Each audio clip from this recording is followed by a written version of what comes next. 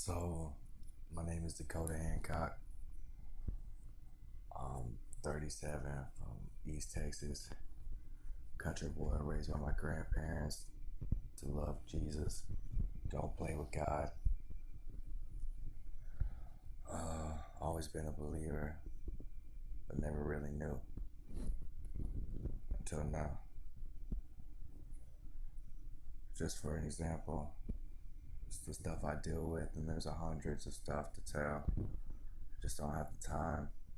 So I'll just give a couple of stories. And when I gain some followers, people want to hear more, then I'll tell more. But I come home from a party one night, and I'm not even drinking. There's not even that many people at the party, so I leave because I see a storm coming too. So the storm follows me all the way home. Lightning is striking almost at my bumper in the rear view, all the way home through town. As soon as I get home, walk the door, the storm hits the house shakes. Boom! I'll go turn on the TV and lay down, and I hear a man's voice. Not only did I hear him, I felt him. He had power. He had a warm, embracing feeling. And he said, "It's wrong what they did to you. You didn't deserve that." And he goes, "I'll give you everything you want. Money, power, fame. Even when you come down here, I'll give you a penthouse and a right-hand seat to me." And then when he said that, another voice from behind me goes, "Fuck that." I knew right then who I was talking to. He tells him, "Shut up. He deserves this." He goes, "All you gotta do is torture the people that wronged you when you come down here." I said, "Nah, I don't torture people. That's not me. I'm scared, right? I'm hearing all this happen. I don't see him, but I hear him and feel him." And he goes, "You don't have to torture nobody. All you gotta do is tell them what their punishment's gonna be." And all I can say is, I don't torture. I said, I don't torture people. That's not me. I said, I wish you'd change. I said, "I love you." That's what I said next. "I love you. I wish you'd change your ways so we could all just chill." I was so scared. That's all I could say. And before he could say anything, another voice comes in and goes, "It's too late for him." But when he came in, it was like a swoosh. Like he came in, and another power force came in and stopped the other one from getting ready to say something. And he goes, "It's too late for him." It was like a yin and yang going together, like energy meeting, feeling it. He goes, "It's too late for him." He goes, "Do you feel that heat on your left side?" Immediately, my whole left side caught fire from the top of my forehead to the tip of my toes. I didn't see it, but I felt it. He goes, "That's not me, that's Satan." Then it went away. He said, "You feel it?" Immediately, I felt like someone sat on me.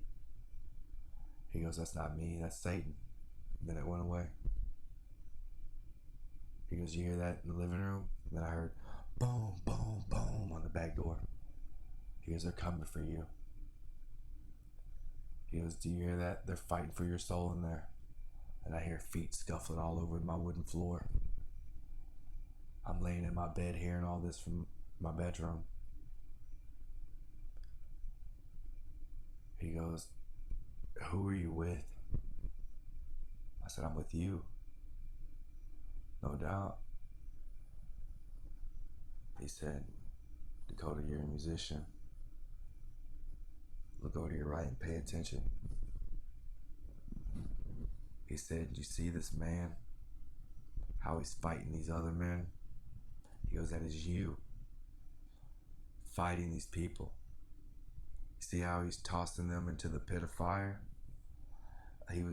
Channing Tatum was throwing these men off this balcony walkway, fighting them with a battle axe, throwing them one by one into a pit of fire, and they were falling slowly, like the movie 300 when Leonidas kicks that messenger.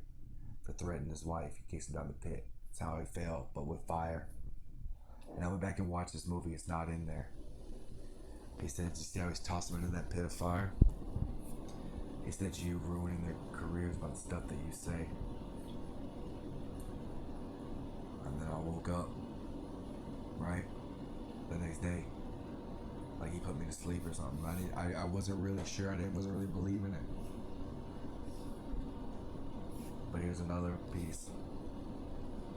One day I'm laying in bed one morning, and I'm good. Like I read the Bible. Like I'm fasting. I'm doing what I'm supposed to do, right? I'm stepped away from sin and live a life of how God would want me to. So I hear this voice while I'm sleeping. I hear, wake up, 7:09, time to get up. Well, my head starts bouncing on the pillow like someone's jumping on my bed. So I asked that woman, I said, oh, what's that? Because it kind of spooked me. She said, that's Evelyn jumping on your bed. She said, you slept in too late. It's time to get up. So I get up, grab my phone across the room, click it on, and it says it's 7:09. Right? And I still didn't believe it. I still wasn't sure. I was like, man, maybe I got like some weird mutant X-Men thing where I can use both sides of my brain and I can like tell myself subconsciously through a voice, like predicting future stuff. You know, kind of like the movie Limitless where you can access his whole brain.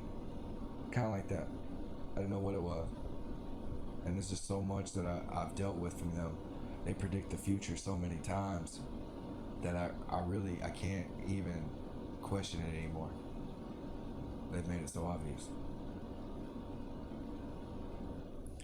Now, when all this started happening in 2019, I just got out of prison doing a 5-year bid, and I never had any hallucinations or anything like that, or auditory hallucinations ever. Never. And I'm not one to play with God either. I don't lie. There's no reason, nothing to gain from it, because this right here is all free. My testimony's free. I'm just here trying to save souls and bring them back on the right road. If you want more, follow me, hit me up, ask me questions. I got a bunch more.